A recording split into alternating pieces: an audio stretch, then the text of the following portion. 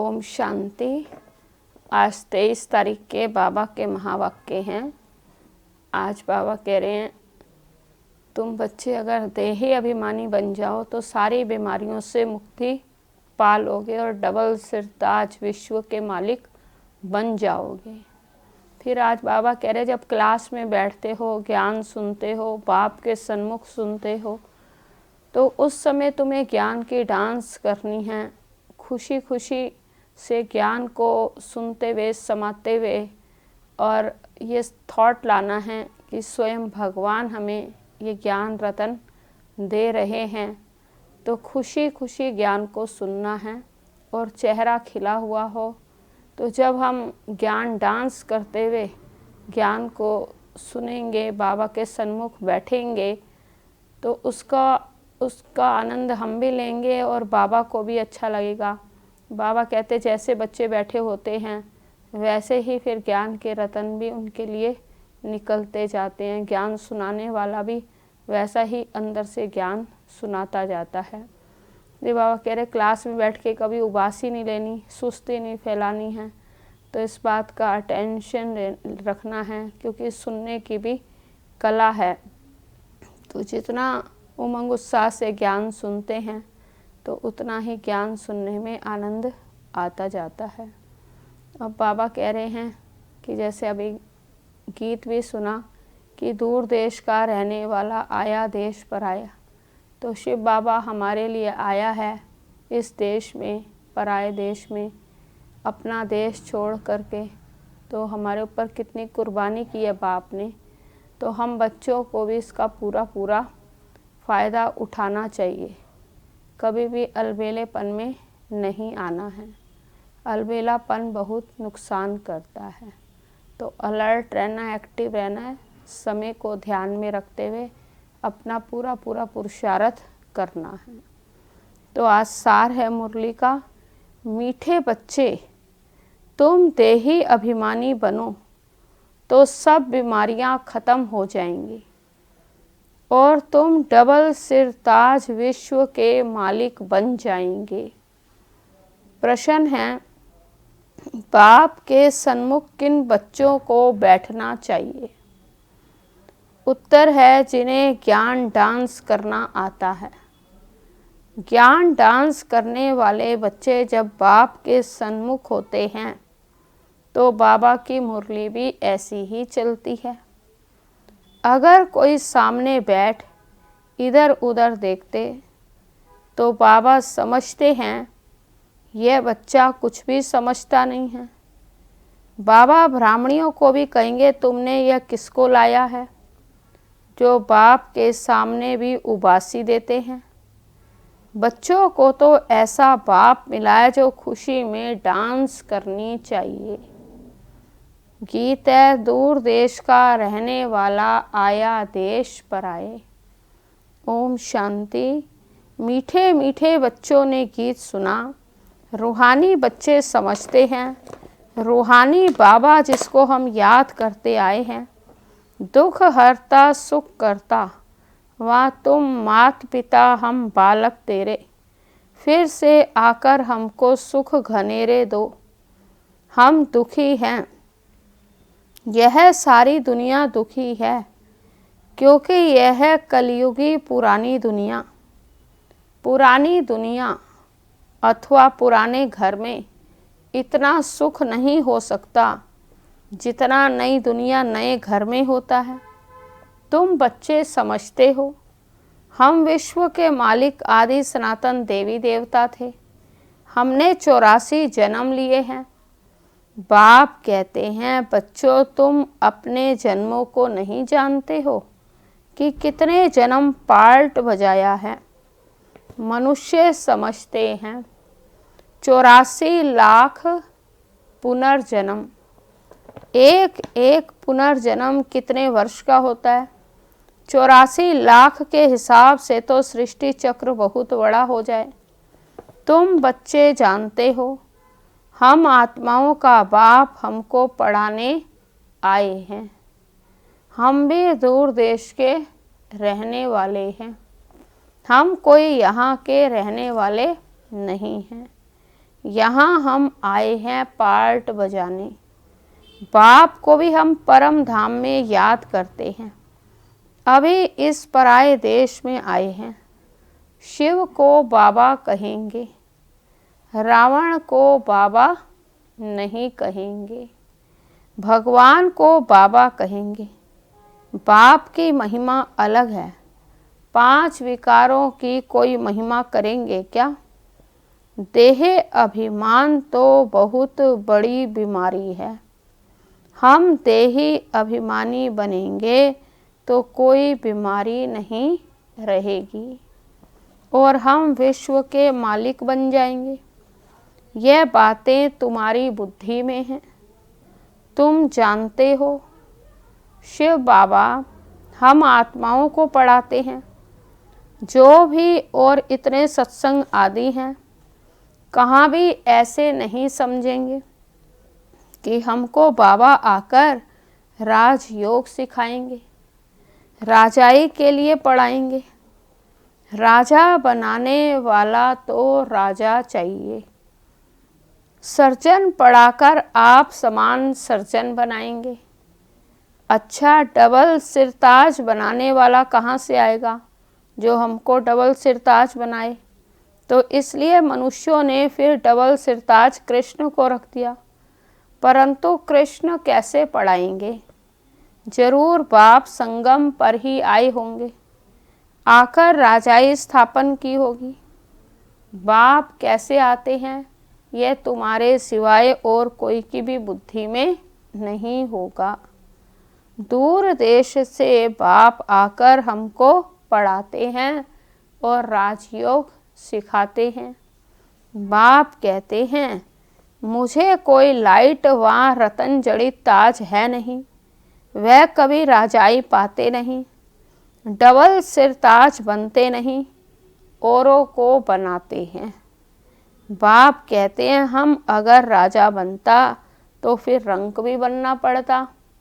भारतवासी राव थे, अब रंक हैं।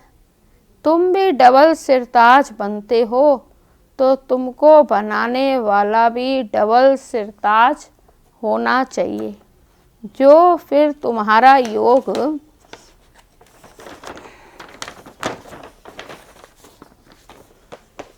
भी लगे, जो जैसा होगा ऐसा आप समान बनाएगा। सन्यासी कोशिश कर सन्यासी बनाएंगे, तुम गृहस्थी हुए सन्यासी तो फिर तुम फॉलोअर्स तो ठहरे नहीं।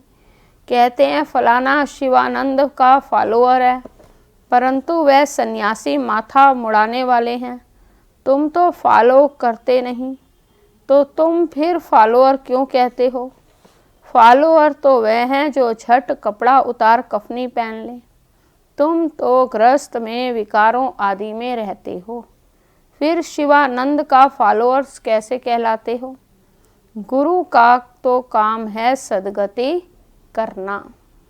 गुरु ऐसे तो नहीं कहेंगे फलाने को याद करो, फिर तो गुरु खुद नहीं हुआ। मुक्ति धाम में जाने के लिए भी युक्ति चाहिए। तुम बच्चों को समझाया जाता है, तुम्हारा घर है मुक्ति धाम अथवा निराकारी दुनिया। आत्मा को कहा जाता है निराकारी सोल। 5 तत्वों का बना हुआ ये शरीर है। आत्माएं कहाँ से आती हैं? परम धाम निराकारी दुनिया से। वहाँ बहुत आत्माएं रहती हैं, उनको कहेंगे स्वीट साइलेंस होम। वहाँ आत्माएं दुख सुख से न्यारी रहती हैं। ये अच्छी रीति पक्का करना है। हम हैं स्वीट साइलेंस होम के रहने वाले। यहाँ यह नाटकशाला है जहाँ हम पार्ट बजाने आते हैं। इस नाटकशाला में सूर्य चांद स्टार्स आदि बत्तियां हैं। कोई गिनती कर ना सके कि यह नाटकशाला कितने माइल्स की है। एरोप्लेन में ऊपर जाते हैं, लेकिन उसमें पेट्रोल आदि इतना नहीं डाल सकते जो फिर लौट भी आए। इतना दूर नहीं जा सकते। वह समझते हैं इतने माइल्स तक हैं, लौटेंगे नहीं तो गिर पड़ेंगे। समुद्र का व आकाश तत्व का अंत नहीं पा सकते। अभी बाप तुमको अपना अंत देते हैं। आत्मा इस आकाश तत्व से पार चली जाती है। कितना बड़ा रॉकेट है। तुम आत्माएं जब पवित्र बन जाएंगी तो फिर रॉकेट मिसल तुम उड़ने लग जाएंगी। कितना छोटा रॉकेट है। सूर्य चांद से भी उस पार मूल वतन में चले जाएंगे। सूर्य चांद का अंत पाने की बहुत कोशिश करते हैं। दूर के स्टार्स आदि कितने छोटे देखने में आते हैं तो बहुत बड़े। जैसे तुम पतंग उड़ाते हो तो ऊपर में कितनी छोटी छोटी दिखाई पड़ती है। तो बाप कहते हैं तुम्हारी आत्मा तो सबसे तीखी है। सेकंड में एक शरीर से निकल दूसरे गर्भ में जाए प्रवेश करती है। किसका कर्मों का हिसाब किताब लंदन में है तो सेकंड में लंदन में जाकर जन्म लेगी। सेकंड में जीवन मुक्ति भी गाई हुई है। बच्चा गर्भ से निकला और मालिक बना, वारिस हो गया। तो तुम बच्चों ने भी बाप को जाना, गोया विश्व के मालिक बन गए। तो बेहद का बाप ही आकर तुमको विश्व का मालिक बनाते हैं। स्कूल में बैरिस्ट्री पढ़ते तो बैरिस्टर बनेंगे। यहाँ तुम डबल सिरताज बनने के लिए पढ़ते हो। अगर पास होंगे तो डबल सिरताज जरूर बनेंगे। फिर भी स्वर्ग में तो जरूर आएंगे। तुम जानते हो बाप तो सदैव वहाँ ही रहते हैं। ओ गॉड फादर कहेंगे तो भी दृष्टि जरूर ऊपर जाएगी। गॉड फादर है तो जरूर कुछ तो उनका पार्ट होगा ना। अभी पार्ट बजा रहे हैं। उनको बागवान भी कहते हैं। कांटों से आकर फूल बनाते हैं। तो तुम बच्चों को खुशी होनी चाहिए। बाबा आया है इस देश पर आए। दूर देश का रहने वाला आया देश पर आए। दूर देश का रहने वाला तो बाप ही है और आत्माएं भी वहाँ रहती हैं। यहाँ फिर पार्ट बजाने आती हैं। देश पर आए यह अर्थ कोई नहीं जानते। मनुष्य तो भक्ति मार्ग में जो सुनते हैं सत सत कहते रहते हैं। तुम बच्चों को बाप कितना अच्छी रीति समझाते हैं। आत्मा इम्प्योर होने से उड़ नहीं सकती। प्योर बनने बिगर वापस जा नहीं सकती। पतित पावन एक ही बाप को कहा जाता है। उनको आना ही है संगम पर। तो तुमको कितनी खुशी होनी चाहिए। बाबा हमको डबल सिरताज बना रहे हैं। इससे ऊंच दर्जा कोई होता नहीं है। बाप कहते हैं मैं डबल सिरताज बनता नहीं हूँ। मैं आता ही एक बार पराए देश पराए शरीर में। ये दादा भी कहते हैं मैं शिव थोड़ी हूँ। मुझे तो लक्खी राज कहते थे। फिर सरेंडर हुआ तो बाबा ने ब्रह्मा नाम रखा। इसमें प्रवेश कर इनको कहा कि तुम अपने जन्मों को नहीं जानते हो। 84 जन्मों का भी हिसाब होना चाहिए। वो लोग तो 84 लाख कह देते हैं जो बिल्कुल ही इम्पॉसिबल है। 84 लाख जन्मों का राज समझाने में ही सैकड़ों वर्ष लग गए। याद भी पढ़ ना सके। 84 लाख योनियों में तो पशु पक्षी आदि सब आ जाते हैं। मनुष्यों का ही जन्म दुर्लभ गाया हुआ है। जानवर थोड़ी ही नॉलेज समझ सकेंगे। तुमको बाप आकर नॉलेज पढ़ाते हैं। खुद कहते हैं मैं आता ही हूँ रावण राज्य में। माया ने तुमको कितना पत्थर बुद्धि बना दिया है। अब फिर बाप तुमको पारस बुद्धि बनाते हैं। उतरती कला में तुम पत्थर बुद्धि बन गए। अब फिर बाप चढ़ती कला में ले जाते हैं। नंबरवार तो होते हैं ना, हर एक को अपने पुरुषार्थ से समझना है। मुख्य बात है याद की। रात को जब सोते हो तो भी यह ख्याल करो, बाबा हम आपकी याद में सो जाते हैं, गोया हम इस शरीर को छोड़ देते हैं, आपके पास आ जाते हैं। ऐसे बाबा को याद करते करते सो जाओ कि बाबा हम आपके पास आते हैं, शरीर छोड़ देते हैं। ऐसे याद करते करते जो है सो जाओ तो देखो फिर कितना मज़ा आता है। हो सकता है साक्षात्कार भी हो जाए, परंतु इस साक्षात्कार आदि में खुश नहीं होना है। बाबा हम तो आपको ही याद करते हैं, आपके पास आने चाहते हैं। बाप को तुम याद करते करते बड़े आराम से चले जाएंगे। हो सकता है सूक्ष्म वतन में भी चले जाओ, मूल वतन में भी तो जा नहीं सकेंगे। अभी वापस जाने का समय कहाँ आया है। हाँ साक्षात्कार हुआ बिंदी का, फिर छोटी छोटी आत्माओं का झाड़ दिखाई पड़ेगा। जैसे तुमको वैकुंठ का साक्षात्कार होता है ऐसे नहीं, साक्षात्कार हुआ तो तुम वैकुंठ में चले जाएंगे नहीं। उसके लिए तो फिर मेहनत करनी पड़े। तुमको समझाया जाता है तुम पहले पहले स्वीट होम, सब आत्माएं पार्ट बजाने से मुक्त हो जाएंगी। पहले पहले जाएंगे स्वीट होम और सब आत्माएं पार्ट बजाने से मुक्त हो जाएंगी। जब तक आत्मा पवित्र नहीं बनी है तब तक जा ना सके।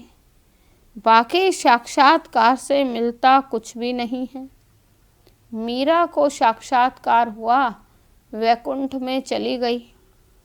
वैकुंठ तो सतयुग में ही होता है। अभी तुम तैयारी कर रहे हो वैकुंठ का मालिक बनने के लिए। बाबा कह रहे हैं कि मीरा को साक्षात्कार हुआ तो कोई साक्षात्कार करने से वो वैकुंठ में तो चली नहीं गई है, तो इसलिए, लेकिन तुम तो इस समय पुरुषार्थ कर रहे हो, तैयारियां कर रहे हो वैकुंठ में जाने के लिए। खाली साक्षात्कार से कोई वैकुंठ का मालिक नहीं बनेंगे, पुरुषार्थ तो करना है। बाबा ध्यान आदि में इतना जाने नहीं देते क्योंकि तुमको तो पढ़ना है। बाप आकर पढ़ाते हैं, सर्व की सद्गति करते हैं, विनाश भी सामने खड़ा है। बाकी असुरों और देवताओं की लड़ाई तो है नहीं, वह आपस में लड़ते हैं तुम्हारे लिए, क्योंकि तुम्हारे लिए नई दुनिया चाहिए। बाकी तुम्हारी लड़ाई है माया के साथ।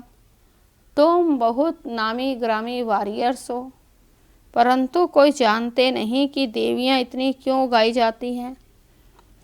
तो अभी तुम भारत को योग बल से स्वर्ग बनाते हो। तुमको अब बाप मिल गया, तुमको समझाते रहते हैं। ज्ञान से नई दुनिया जिंदाबाद होती है। ये लक्ष्मी नारायण नई दुनिया के मालिक थे, अब पुरानी दुनिया है। पुरानी दुनिया का विनाश आगे भी मूसलों द्वारा हुआ था। महाभारत लड़ाई लगी थी, उस समय बाप राजयोग भी सिखा रहे थे। अब प्रैक्टिकल में बाप राजयोग सिखा रहे हैं। बाप ही तुमको सच बताते हैं। सच्चा बाबा आते हैं तो तुम सदैव खुशी में डांस करते हो। यह है ज्ञान डांस। तो जो ज्ञान डांस के शौकीन हैं उनको ही सामने बैठना चाहिए। जो नहीं समझने वाले होंगे उनको उबासी आएगी। समझ जाते हैं, यह भी कुछ नहीं समझते, ज्ञान को कुछ भी नहीं समझेंगे तो इधर उधर देखते रहेंगे। बाबा भी ब्राह्मणी को कहेंगे तुमने किसको लाया है। जो सीखते हैं और सिखलाते हैं उनको सामने बैठना चाहिए, उनको खुशी होती रहेगी। हमको भी डांस करना है, यह है ज्ञान डांस। कृष्ण ने तो ना ज्ञान सुनाया ना डांस किया, मुरली तो ये ज्ञान की है ना। तो बाप ने समझाया, रात्रि को सोते समय बाबा को याद करते, चक्र को बुद्धि में याद करते रहो। बाबा हम अब इस शरीर को छोड़ आपके पास आते हैं। ऐसे याद करते करते सो जाओ, फिर देखो क्या होता है।